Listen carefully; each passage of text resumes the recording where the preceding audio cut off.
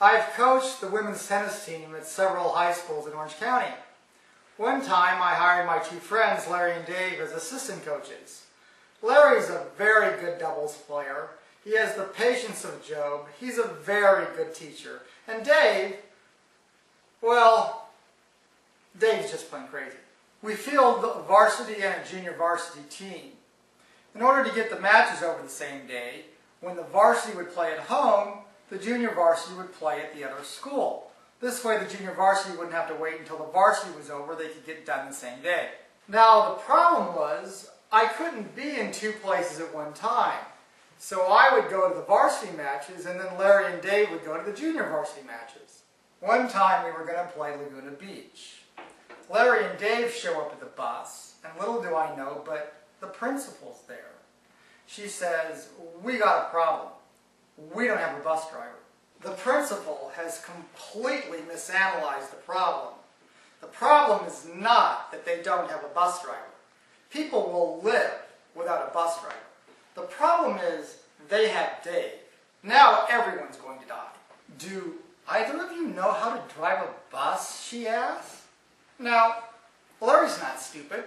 He knows he doesn't know how to drive a bus. And he says, "No way!" But Dave is from a planet where no opportunity for death and destruction may be passed by. And he replies, "Yeah, I can drive a bus."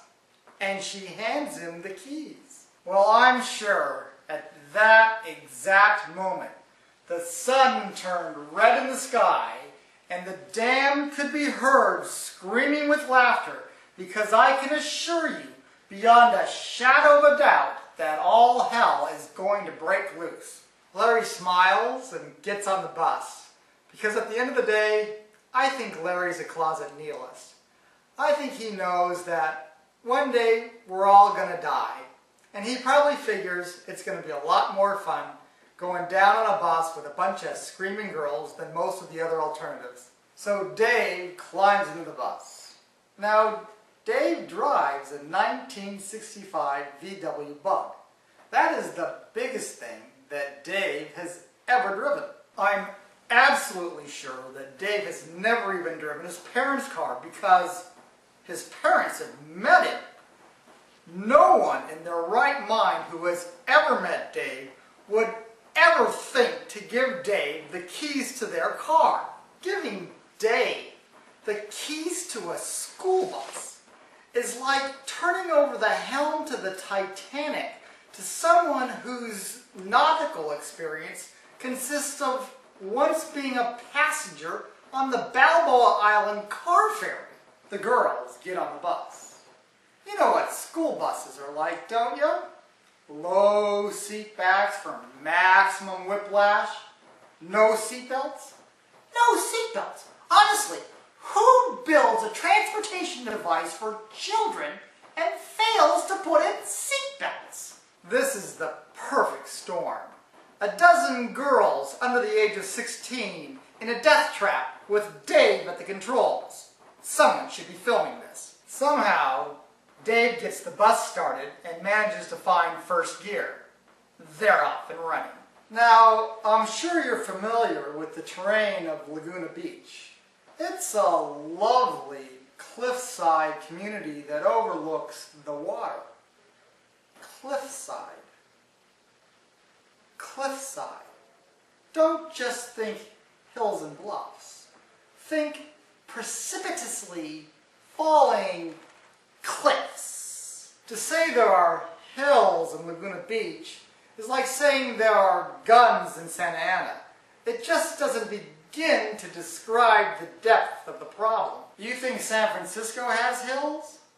Well, San Francisco's most notorious street, Lombard Street, may be longer than Glen Street, but it's not steeper. There is one section of Glen Street that drops like a rock. You can see where this is going. Dave decides to take a detour on his way to Laguna Beach High School. Glen is a residential street, and the houses aren't particularly special. But Dave tells the girls that there is a huge mansion over on the left-hand side, and they should look out for it. So all of the girls crowd along the left side of the bus and peer out the window looking for the mansion. Nobody notices the approaching apocalypse. Dave hits the gas. He must be doing 50 when he reaches the drop. He launches that bus like a cruise missile. He's got air on all 4 tires. He's in orbit. He is flying off the cliff. The girls are floating in the air like they're in the space shuttle. The only difference is the space shuttle is going to land safely. They'd probably travel 100 feet without the benefit of roads. And then the 20-year-old school bus comes slamming into the tarmac. I have no idea when the sparks stopped flying. I have no idea when the bus stopped bouncing. I have no idea when the bus came to a stop. But I do know that all those things happened long before the girls stopped screaming. It's more than 20 years later, and I'm sure that half those girls are still in therapy. Every time a car races its engine, I'm sure they have flashbacks. They have an interminable case of PTDS, post-traumatic Dave syndrome.